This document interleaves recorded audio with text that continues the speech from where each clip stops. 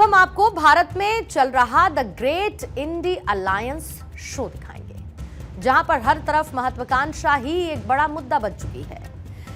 NDA गठबंधन से लड़ते लड़ते इंडी अलायंस में अब खुद की एक रेस शुरू हो चुकी है, जिसमें हर एक दल एक दूसरे से आगे निकलना चाहता है। विपक्ष में सबसे बड़े दल यानी कि कांग्रेस का यह मानना है कि वो स्वाभाविक रूप से यानी कि नेचुरली इंडी अलायंस के कप्तान हैं, लेकिन बाकी खिलाड़ी शायद ऐसा नहीं सोचते और समझते हैं। उत्तर प्रदेश के लोकसभा चुनाव में कांग्रेस और सपा ने मिलकर बीजेपी को बड़ा नुकसान किया। सूबे में सपा 37 सीटों के साथ सबसे बड़ी पार्टी बनकर उभरी।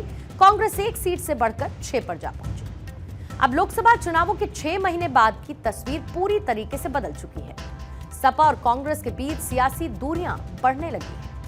संभल में हुई हिंसा के बाद कांग्रेस ने वहां पर जाने की कोशिश की थी, जिसके बाद सपा ने इसे अपना मुद्दा हाईजैक होने की तरह देखा था।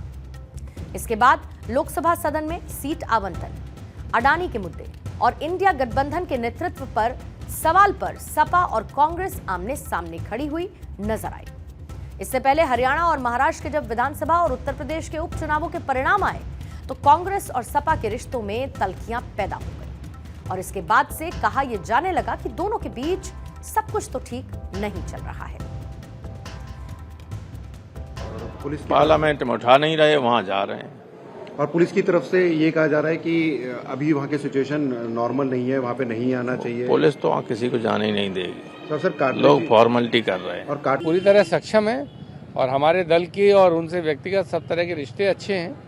हम लोगों का 100% उनके पक्ष में, उनके समर्थन में, उनकी लीडरशिप में हम लोगों का भरोसा है। तो हमारी नेता हमारे साथ आती हैं तो बहुत अच्छी बात है, हमारे साथ तो हैं ही।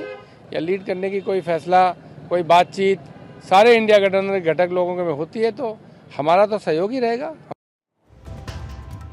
इंडिया गठबंधन के नेतृत्व करने के सवाल पर सपा खुलकर ममता बनर्जी के समर्थन में खड़ी हुई नजर आती है और इसके बाद से ही सवाल उठने लगा कि सपा और कांग्रेस की दोस्ती क्या 2027 के विधानसभा चुनाव से पहले ही टूट जाएगी?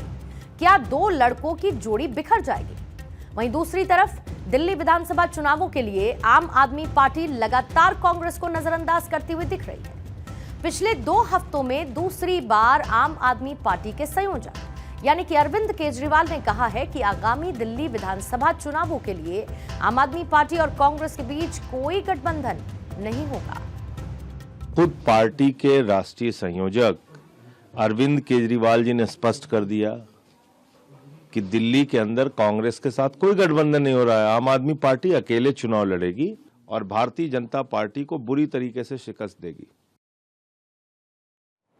मीडिया रिपोर्ट्स ये भी बताती हैं कि आम आदमी पार्टी नेतृत्व को ये लगता है कि कांग्रेस से कई लोग आम आदमी पार्टी में शामिल होना चाहते हैं। ऐसे में गठबंधन का कोई मतलब रह ही नहीं जाता। यहां पर आम आदमी पार्टी की सबसे बड़ी चिंता यह है कि दिल्ली में कांग्रेस अपने मतदाता आधार को दोबारा से रीगेन करने के लिए संघर्ष कर रही है और ऐसे में सीटें छोड़ने से कांग्रेस फिर से मजबूत हो सकती है। आम आदमी पार्टी को यह भी लगता है कि एंटी इनकम्बेंसी से लड़ने के लिए सबसे बेहतर यही होगा कि कांग्रेस दिल्ली के लोगों के लिए तीसरे विकल्प के रूप में मौजूद हो। इससे आम आदमी पार्टी से नाराज लोगों के सामने 2 विकल्प होंगे और इस तरीके से नाराजगी वाले सारे वोट बीजेपी की ओर नहीं जाएंगे। आम आदमी पार्टी और कांग्रेस के बीच की इस दूरी का एक जमीनी सबूत भी आपको दिखा देते हैं, जहां पर कांग्रेस की लोकल यूनिट ने दिल्ली में न्याय यात्रा निकाली और इस यात्रा में कांग्रेस का कोई भी बड़ा नेता नजर नहीं आया और इसके पीछे की वजह यह बताई गई है कि कांग्रेस लगातार आम आदमी पार्टी के साथ चुनाव लड़ने की इच्छा जता रही है, लेकिन आम आदमी पार्टी अपनी ना पर ही बरकरार है।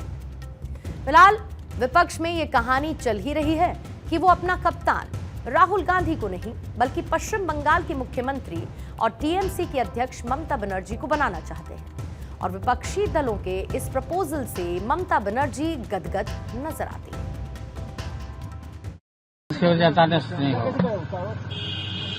ममता को न तो ममता जी को जो दिया जाए, हाँ दे दे। हम सब मिलकर इंडिया ब्लॉक बनाए, सिर्फ कांग्रेस नहीं है। कोई नई बात रखना चाहता है और इंडिया ब्लॉक को ताकत देना चाहते हैं, लीडरशिप बदल कर और उससे ताकत बढ़ जाती है, तो उसमें विचार होना चाहिए। ममता दीदी तो हमारे बहुत करीबी है, उत्कृष्ट नेता भी है, तो ये सारे लोगों में बातचीत हो और आगे बदलाव की आवश्यकता है। ममता बनर्जी अकेली एक ऐसी नेता हैं जिन्होंने कि बार बार मोदी जी और भारतीय जनता पार्टी के प्रयासों को विफल किया है। उनका अनुभव बहुत है। उन्होंने खुद भी कहा है कि इंडिया ब्लॉक मैंने खड़ा किया था, और वह कह रही हैं कि अगर अवसर दिया जाए तो वो इंडिया ब्लॉक को लीड करने के लिए तैयार है। अगर ममता बनर्जी साहिबा इंडिया ब्लॉक की सदारत संभालना चाहती हैं तो दावा वहां पे करें, उस पर बहस होगी। इंडिया ब्लॉक की कोई मीटिंग हुई नहीं है तो लीडरशिप का सवाल कहाँ पे आ जाता है? हम सबको पास, मैं सबको पास आभारी हूँ कि हर नेता ने मेरे को जो रेस्पेक्ट दिया है, मैं सबको लिए मैं आभारी हूँ। मैं सबको सुस्वास्थ्य कामना करती हूँ और ये लोग अच्छा रहे, इसको पार्टी अच्छा रहे, इंडिया अच्छा रहे, ये हम चाहती हूँ। अब आप ये भी देखिए कि ममता बनर्जी को चुनने वालों में लालू यादव भी शामिल है। ये वही लालू यादव है जो कि राहुल गांधी के साथ एक वक्त पर मटन पका रहे थे, वीडियो बनवा रहे थे, लेकिन आज ये राहुल गांधी को न चुनकर ममता बनर्जी को चुनते हैं। और इसे देखकर ऐसा लगता है कि राहुल गांधी वीडियो बनाने तक तो ठीक है, लेकिन जब बात नेतृत्व की आती है तो लालू यादव ममता बनर्जी को चुन रहे हैं। बहरहाल राहुल गांधी ने इस मामले में अब तक कोई रिएक्शन नहीं दिया है। जो बहस चल रही है उसमें कांग्रेस के नेता अपने स्तर पर प्रतिक्रियाएं भी दे रहे हैं और जो बाकी विपक्षी नेता हैं वो भी अपनी बात कह रहे हैं। ममता बनर्जी और राहुल गांधी दोनों की अपनी अपनी पोजीशन है, लेकिन यहां पर पहले वाले राहुल गांधी और अब के राहुल गांधी में काफी फर्क है। साल 2019 का आम चुनाव, जिससे पहले राहुल गांधी एक राष्ट्रीय पार्टी के अध्यक्ष हुआ करते थे, और 2024 के आम चुनाव के बाद राहुल गांधी एलओपी बन गए, यानी कि लोकसभा में नेता प्रतिपक्ष बन गए। वहीं राहुल गांधी लोकसभा में विपक्ष के नेता हैं, एक संवैधानिक पद पर हैं और राष्ट्रीय राजनीति में भी हैं। ममता बनर्जी जो कि एक राज्य की मुख्यमंत्री हैं और ये उनका तीसरा टर्म है। एक बड़ा फर्क ये भी है कि ममता बनर्जी अपने दम पर टीएमसी का चुनाव और उसकी जीत को सुनिश्चित लगातार करती आई हैं, और राहुल गांधी को अमेठी में ही हार का मुंह भी देखना पड़ता है। लेकिन राहुल गांधी की जो स्थिति है वो पूरे देश में है, लेकिन ममता बनर्जी का प्रभाव क्षेत्र पश्चिम बंगाल तक ही सीमित है। लेकिन यहां पर इस बात से भी किनारा नहीं किया जा सकता, इस बात को भी नजरअंदाज नहीं किया जा सकता कि राहुल गांधी एक बड़े राजनीतिक परिवार के सदस्य हैं, एक लेगेसी को लेकर चलते हैं, और ममता बनर्जी जमीनी नेता हैं जो आज भी सादी चप्पलों में रैलियां करती हैं, लोगों के बीच जाती हैं। राहुल गांधी सोशल मीडिया पर बहुत ज्यादा पॉपुलर हैं और ममता बनर्जी अपने लोगों के बीच काफी ज्यादा चर्चित हैं।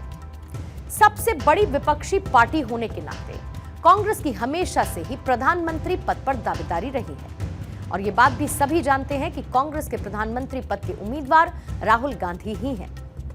ममता बनर्जी की प्रधानमंत्री पद पर नजर 2019 से ही है, लेकिन उनके दावेदार बनने से विपक्ष में दावेदारों की लाइन भी लग सकती है, इसकी संभावना भी प्रबल है।